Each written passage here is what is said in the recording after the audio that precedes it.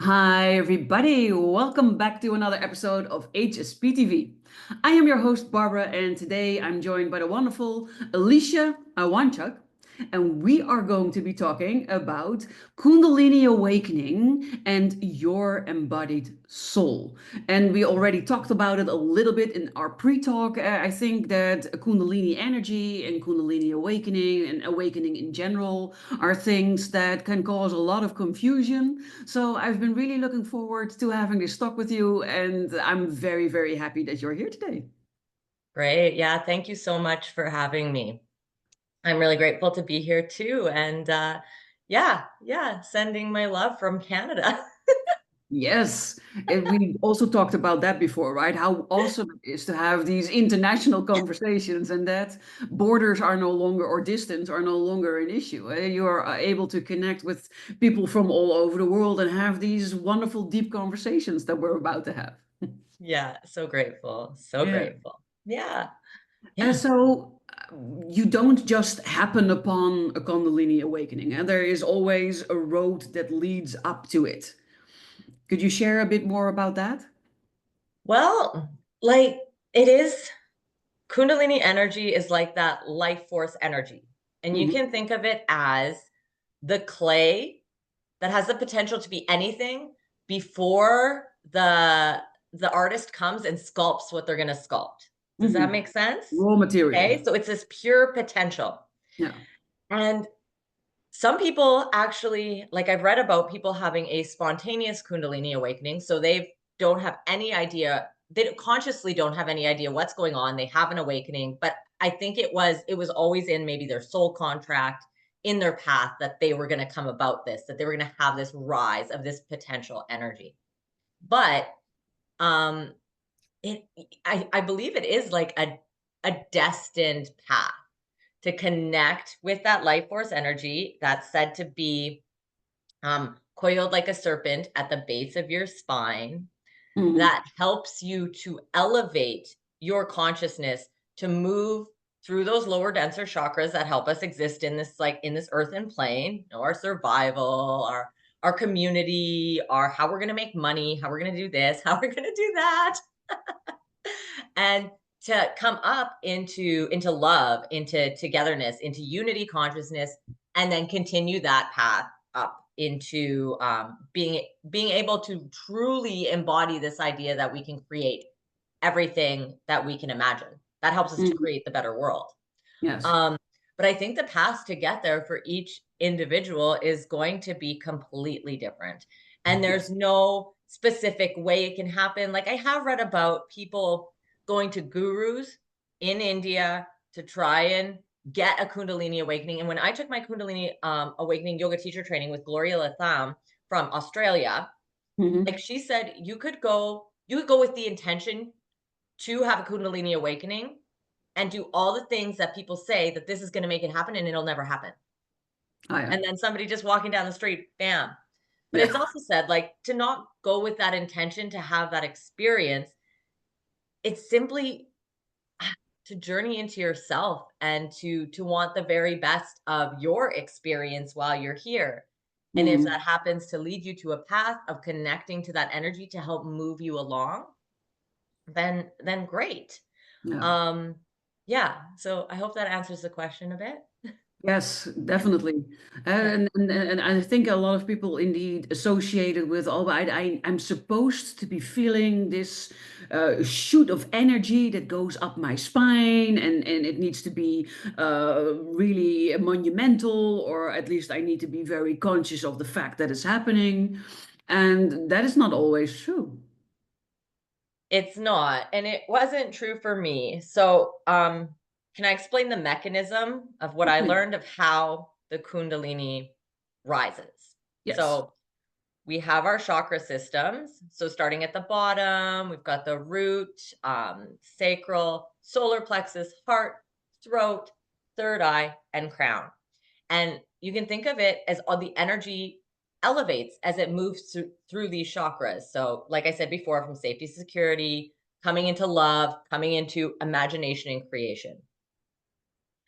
Kundalini begins when the energy in the solar plexus And the solar plexus is our divine masculine. It is our fire energy. It is our doing energy, our will, our drive, that is like, it's like our little incinerator, right? That's where we get our energy from. And so in Kundalini yoga, like we use that to generate the energy there. So what happens is prana and apana. Prana is this outward energy, apana is the inward energy. These two energies mix, they shoot down into your root chakra. That's where the Kundalini energy, that divine feminine energy sits. And that is represented by that coiled snake. And you can see that coiled snake throughout time in Hermes caduceus on hospitals, where you've got those two snakes coming up in the wings at the top. Like, it is inner healing. That's what that represents, is inner healing. And this is like a very, very old symbol. So when you generate the power in the solar plexus, that goes down, awakens that Kundalini, and both these energies now, the divine feminine and the divine masculine, come up and they wrap around the Shushumna Nadi, which is this main Nadi channel. And they move that energy. They clear your chakras, essentially, like balancing them. If there is dark, stagnant energy, it's going to kind of come up and try and get that out. And now, as that happens, you're going to come to awarenesses that you were not conscious of before. So things that were held in your subconscious will now be conscious. Now, this is where things get a little tricky, because people, I think oftentimes people who are experiencing a Kundalini awakening will think that maybe they're going a little crazy, because all of a sudden their perspective widens. And if you don't have a background knowledge about what could be happening to you and embrace it and sort of surrender to it, Go with it, it's a different internal experience. Yeah. Now, what I've also heard is, to talk to your question about that fire coming up the spine. I did not personally have that. I've had 2 awakenings, and so I was like, for a long time, I was like looking into that, because I kept hearing about that, and I was like, well, but that wasn't mine. But it was such a huge experience. And just recently, I heard somebody say that happens when the chakras are quite blocked, and that energy you're physically feeling, that energy working to push through those physical blocks in your chakras to rise. And that's why the burning sensation. Now, my body, when I went through Kundalini awakening, was very sensitive, and it was like, whoa, like there was a lot, like I couldn't move quickly. I couldn't have done like a big workout, but I didn't have that intense feeling in my spine. Now, I've heard a lot of people who have had spontaneous Kundalini awakenings have had that experience. So there would, in that case, if you look at it, if they have not gone down a spiritual path at all, have no spiritual knowledge, haven't done any shadow work, kind of just floating along, life is good, and all of a sudden, whoosh, this energy comes, and you're dealing with everything that's stored in your energy centers. Like that could be a lot. Yes, and that totally makes sense, because anything that's blocked, when there's a force that wants to move through it, if it's water or energy, it doesn't really matter. It comes with friction and it comes with pressure. So I can totally see that when you haven't done a lot of work on yourself yet, or you haven't even touched your chakras yet, and that energy surge wants to go through them, that comes with well, pressure and resistance, and that can cause a burning sensation. Yes. Yeah, for Yeah. sure. Yeah. And I recognize what you're saying, because I've also had periods where I was, so much was going on. I call it my up leveling, but I think it would be the same thing, where I felt like I didn't have enough energy to even go and do a workout, because so much was going on in my body, so much was coming out, so much was shifting and changing, that was already draining my energy. Yeah. Yeah. Yeah. Yeah. Those experiences, I guess, like I'm so part of what inspires me to share is that, luckily, when I went through my second Kundalini awakening, which was a week long, in 2023, if I had not been drawn for the previous 2 years before it happened, or 3 years, to all the knowledge that helped me to understand what was actually going on, and that it was a helpful divine force, and it was like an evolution of my entire energy body. If I had no connection to what that was, I would have been very scared. Yeah. And I think back, like if I wouldn't have had the knowledge of what was going on and accepted it and was like, "Hey, I'll go through this. I understand what's going on. This is natural. This is a completely natural, physical, energetic thing that needs to happen to a human being, and I am okay." If I would not have went that path, if I would have went like, "I'm going crazy, take me to the psych ward, put me on drugs," Yeah. I just like, I when I think of all that energy that was in my body, when I think of like putting a chemical suppressant or any kind of medical drug into my body to suppress that, that would have caused, I think, a lot of damage. And I'm not a doctor, and and that's just like my own personal feeling, you know. I just feel like that could have caused a lot of damage for me. Yeah, because in a sense, in essence, you're then blocking it, and I totally relate to what you're saying. Because of the knowledge that I already had, and all the work that I've already done, you start recognizing things, and then you Yeah. think, okay, probably an up level. I call it an up leveling. An up leveling is happening, but you could also think, oh, I'm probably in another awakening or something, and then Yeah. you know, okay, this means that I need to lean into it. I need to surrender to it. I need to allow it to happen and Mhm. move through me and just listen really good to my body and be in contact and communication with myself, and then I'll be okay. That's very comforting to know and to be able to hold on to that knowledge when you're going through something like that. But when it's completely new, or when you don't have someone to guide you in it, or you haven't done all of this work, you're lacking, missing this knowledge, then indeed Yeah. it can feel like you're losing your mind. It can feel like you're going crazy. It can feel like the end of the world, like everything's falling down or crumbling. And you could even think that you needed medication if you're going to the doctor, or they send you to a psychologist or a psychiatrist. They could provide drugs for you. And I think that that, in essence, stops what is happening Yeah. and blocks you again. Yeah.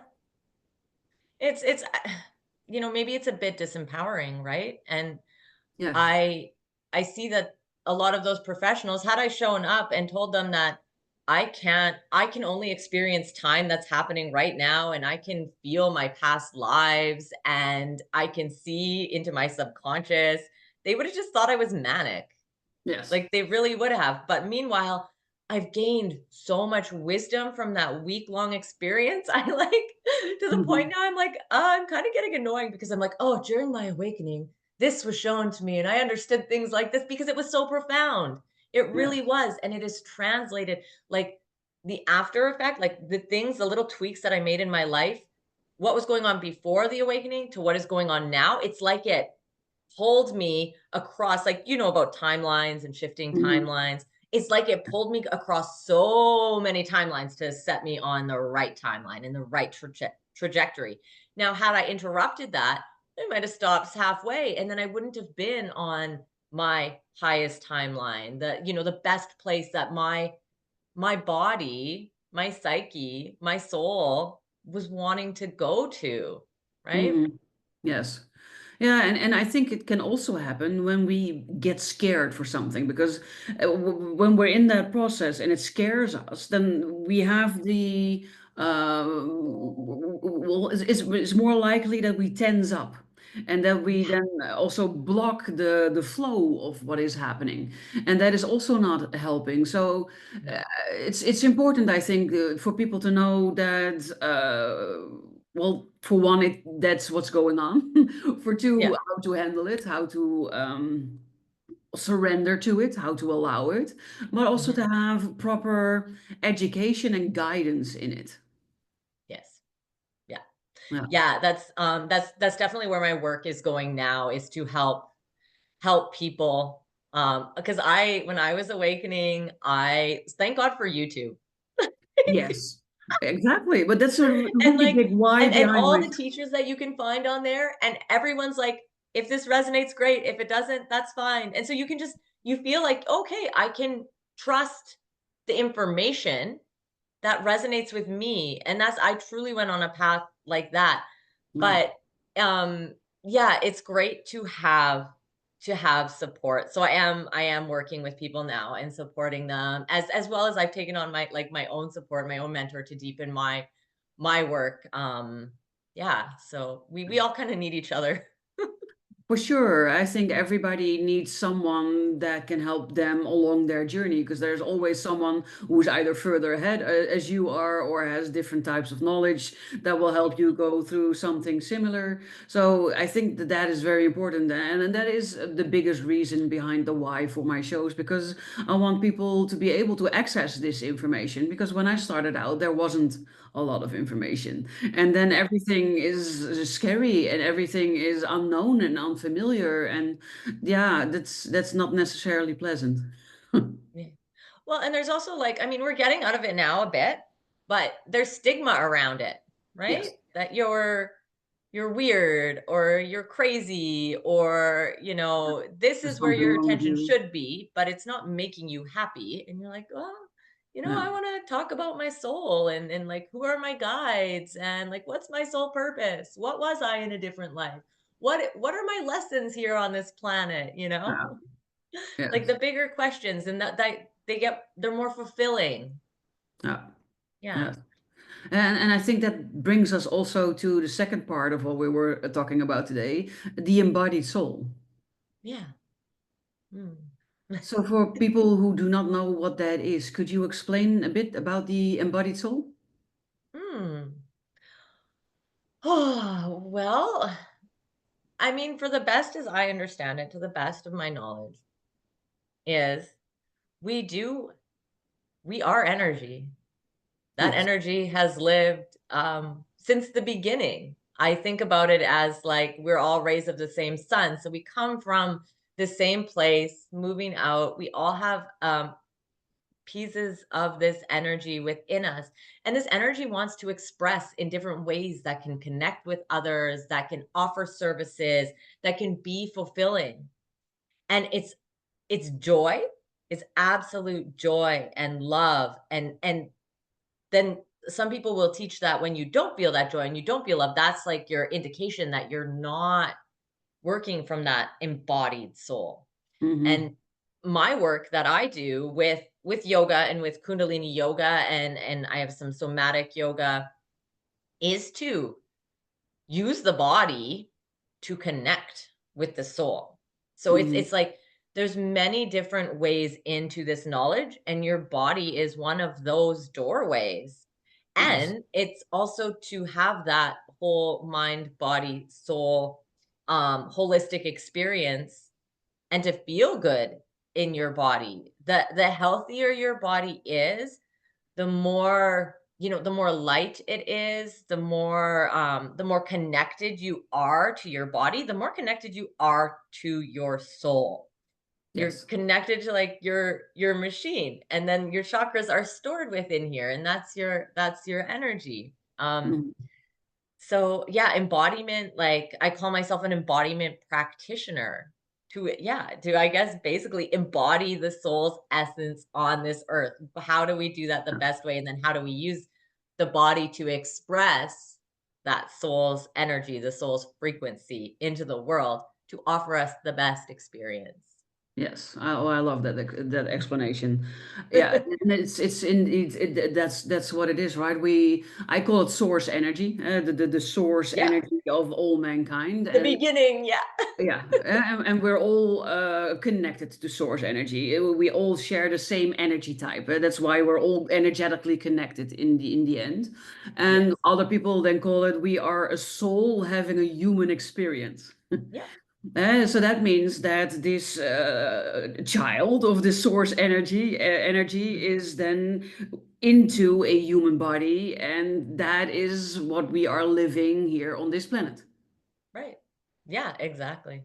Yes. Exactly. And when we are not aware of that, I think then we are not embodying it. I think then we are thinking we are 100% human and we Mhm. have to go through the grind of life and do what expected of us. And we are somewhat unaware in our thinking. We haven't tapped into spirituality. We haven't experienced the connection with source energy.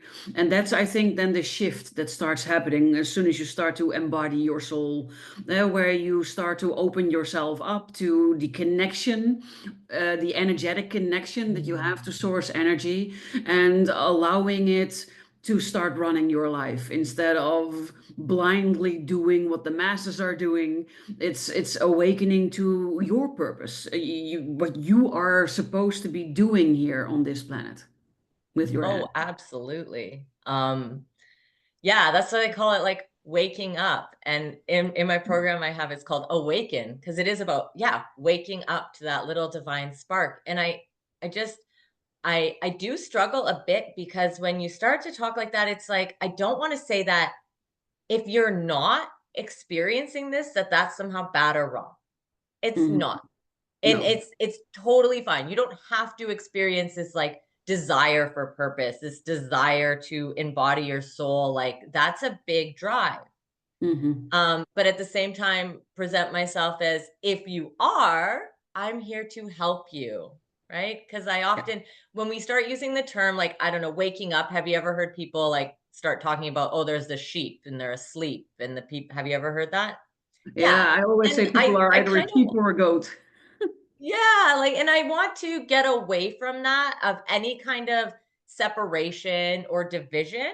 Mhm. So I always try and be like very careful when I'm like, yeah, there is this one mechanism that's working that supports people. But if that's not for you, that's okay. But that is it, right? There's nothing wrong with being a sheep. So it's never meant as a negative thing. So I love that you're stipulating that. Mhm. And it is usually when people start to feel like, oh, I'm supposed to be happy. I have a nice job. We have a house. You maybe have a nice partner. You could or could not have children. So, Mhm. for all intents and purposes, you should be happy. You're Right. living the dream. You're living the life, and you're moderately or very successful even. And Yeah. still, you feel like, oh, I'm missing something. There has to Mhm. be something more. It feels like a sort of void within you. And indeed, not everybody has this, but the people that come to me in general are feeling this type of energy or this type of missing in their life. And that's usually the start of opening up to that divine spark. Yes. Oh yeah, for sure. For sure. Yeah. Mhm. Yeah. So, is there some tips or some advice that you could give people that are, well, at the beginning of this discovery journey? Mm. Well, like, it's the journey into the center of yourself, to know thyself. That is, it's the hero's journey, the first step. And they've even, like, broken down an awakening into certain steps. Like, you're going to get this calling, then you're going to go through the dark night, and then things are going to start to align. Then you're going to start to align with purpose. And it does work kind of that way for a lot of people. Um, Daily practices, learning daily practices to connect to your spirituality, make it a priority, because the more you make, it's if it started, it's happening. So the more you make it a priority in your life, the more that energy can support you, because you're focusing on it. And so I do like a lot of, like 7 daily practices to raise your vibration. So what are those? Be intentional. Be intentional with your coffee in the morning. Like, just have your coffee, sit quietly, decide how you want to feel that day.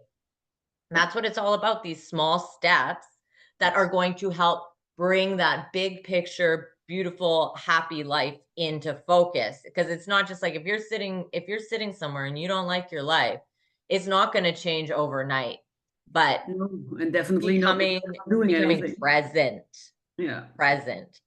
And embodiment practices, have a spirituality practice that helps you be embodied, whether that is yoga, Kundalini yoga. Kundalini yoga is very special for this, but meditation. And everybody says, like, oh, I can't meditate. Just sit down and nobody's brain turns totally off. I don't think it's up unless you're a monk, like living in an ashram or on the top of a mountain, or our brains in this modern world, they don't stop. But No. can you become witness to the thoughts and not attach to them and let them flow? And it's Yes. a practice. Some days will be good, some days won't. But that's when you give yourself a chance to hear. A concept I'm really working on recently is the whispers of your soul. So Mm-hmm. this world outside and our ego, very loud, very distracting. We have to get quiet so that we can hear the whispers of our soul, because that's the information, that's the intuition, that's what will guide you to the next best step. Yes. Um, in Kundalini yoga, there are different meditations that you can do for, like, say, 40-day stretches and things like that. And I've done several of those to really help me along my way. Knowledge is power. Feel into what resonates with you and what you are drawn to, and do it. Follow through, even if it seems weird. Get a pack Mhm. of tarot cards if that's how it wants to express. Journaling, asking yourself questions. I talk to myself out loud a lot. Like, Me too, either aloud or in my head. I have the most awesome conversations that crack me up regularly. yeah, so establishing a daily practice is Yeah. key to a Yes. spiritual awakening, a daily spiritual practice, and then realizing once a certain practice is no longer serving you then becomes important as well. I know when it's time to move on. Oh, this meditation is done working with me. Don't just stick to that because that's what's comfortable. That's what you know. No, now it's time to let go and move on and open up to what's new.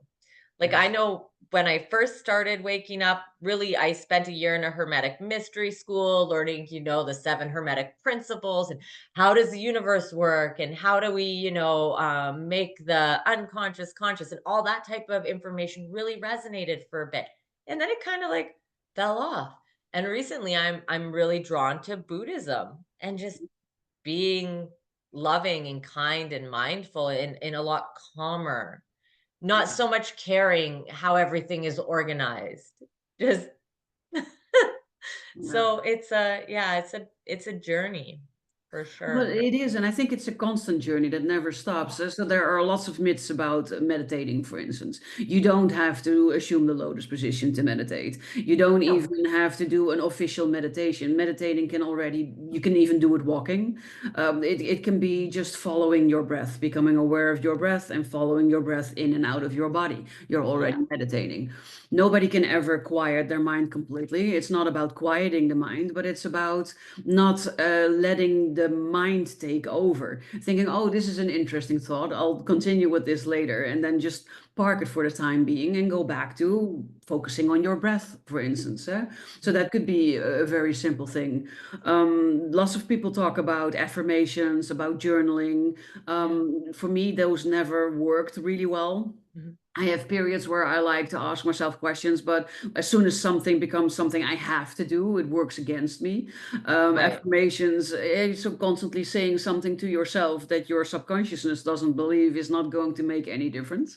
So Mhm. it's you need to learn to work with certain things, or you need to find the things that work for you in the way they work for you. Because when you shift affirmations a little bit into something different, then all of a sudden they might work. It's Yeah. really up to how you use certain tools. And I am a big fan of morning routines and evening Mhm. routines. So that's Yeah, incorporating your practices into your morning, incorporating your practices into your evening. But I have multiple versions of those. right. Sometimes I have an easy morning and then it can be longer. And sometimes I don't have as much time. And then I do the bare necessities and the things Yeah. that are important to me in that moment. Or I check in with myself and I think, what do we need today? Mm. Yeah, and that when I was on my journey, I had to be very strict and do certain things every day because I Hmm. really needed it. But then I did get to a point where I was like, "Oh, I can trust myself enough to just say, "Hey, what do I need today?" Yes. Knowing that I'll give myself what what I needed. And I've also been, maybe this is a good place to say this, is contemplating the idea of trusting the universe Hmm. and like surrendering, to the, like, Yes. you can't see that you're in this bigger picture that's always working in your best interest. Hmm. But in order to trust that process, you do need to trust yourself. So I Yes. also work a lot with, yeah, self trust, self love, really forgiveness, um, feeling safe. These are Hmm. kind of like big, big lessons that when you come to a point in your journey and you're dealing with some inner child wounds and some of those major wounds that are coming up, to get yourself to a place where you've healed enough that you trust yourself enough to then trust the universe and surrender to it. Hmm. Yeah, Yeah. that is the big one. Surrendering, letting go. Because for us, for most people, we are big on control.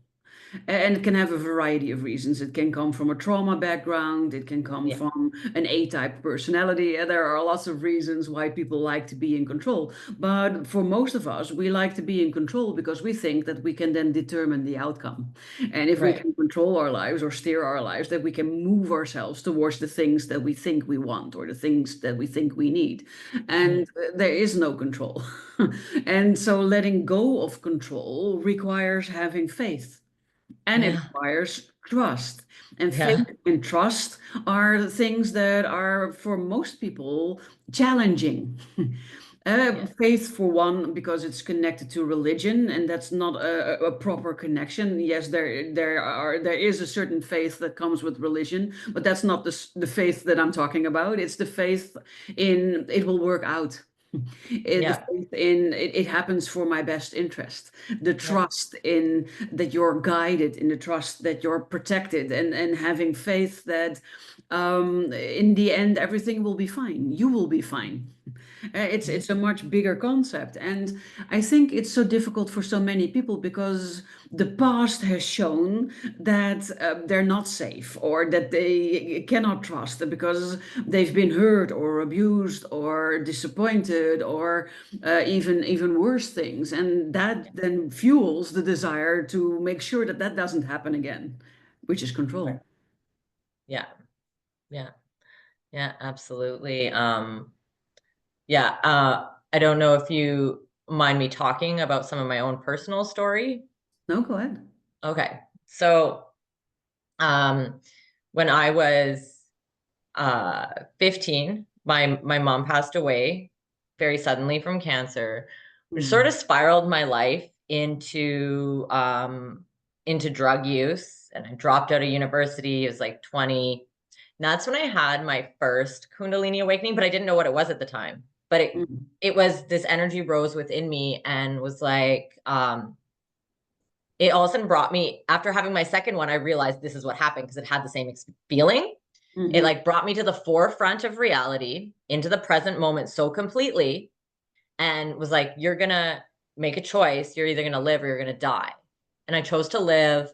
I moved 2 provinces away. I got clean and carried on my life. And then I got pregnant, had my son, got married, things for a while. But I had that when things got tough, I would numb out with substances. mhm, So I started drinking too much. And that was part of, I had to get over that to trust myself and to Mm-hmm. truly come. So I had to be, when I was going through my awakening, it was to get rid of some of these habits and patterns that were no longer serving me, but that were so deeply ingrained. Mm-hmm. Um, Yeah. and then as I let go of those things that were no longer serving me, those coping mechanisms and being able to feel my emotions fully and all of that, when I became to trust myself. And that was a game changer. That was a big game changer. Yeah. So I just wanted to share that just in case anybody's like, I know a lot of people do struggle with addictions and other ways to numb out Yeah. emotions and what you're feeling. I did for years and years. And it's actually when you don't in like your emotions want to come through a cycle, and they would, so my emotions would start, things would start feeling bad. I didn't want to feel them. I'd start drinking the wine, wouldn't feel them, then feel bad. I'd never finish it. But as soon as I stopped drinking that wine, it's like that those emotions finished. And you know what? It wasn't that bad. It Mm-hmm. wasn't that bad at all. Yeah. So, but we can be so afraid of going and feeling and going through these things that Yeah. we will, whether it's like shopping or drinking or distracting yourself, scrolling on your phone. So Yeah. now, like one of the practices I have now is when things start to feel really icky and dense and I'm sad and I know I have to go through it. I sit down and say, okay, this is what I'm doing. I'm feeling this right Bring it now. on. I'm going to do it. And Yeah. I set myself up in my bedroom or I set the time aside and I feel and I Mm-hmm. allow whatever needs to rise to rise. Because Mm-hmm. sometimes we think when we're on a spiritual path, it's got to be all love and light. And if Yeah. you're love and lighting and pushing that down, that's Yeah. another distraction. That's another coping mechanism. That's called Yeah. spiritual bypassing. Yes, I did a whole thing about spiritual bypassing. Mm, So you're correct, and I'm very happy that you're sharing this because, especially when you're sensitive, energy sensitive, highly sensitive, empath, it doesn't really matter. The world can be overwhelming, and it can be a lot. And a lot of us struggle with addiction. It can be drinking, it can be so alcohol, it can be a drugs addiction, it can be a sex addiction, it can be a food addiction, it can be mm, a shopping addiction. It doesn't really matter. And it is because we don't want to feel, we want to check out for a while to yeah, have some peace and some quiet. But there are other ways to accomplish that that are a lot better for you. And in the end, emotions are energy in motion. So yeah, that means that emotions need to be need to be felt. And I know sometimes emotions can be in an inconvenient time.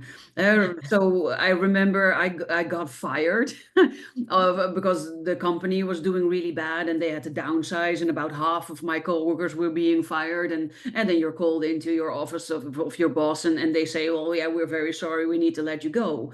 My first reaction was crying, yeah. but I didn't want to show that because I thought it was not professional. So in that moment, you could decide to not let the emotions out and to suppress it in that moment. But then when you get home, revisit those and let them Mm, out, yeah. feel them and complete them. So there's nothing wrong with not in the moment always wanting to complete them, but do it then at a later moment in the same day. Yeah, that's exactly what I was like saying when I'm like, I set time aside. I'm like, Yes, oh, this isn't going good, but I can't exactly just let everything fall apart here. But tonight, this is what I'm doing. This is what I'm giving exactly. my attention and energy to because my emotions and this feeling is important and it needs its space. Yes, Yeah. exactly.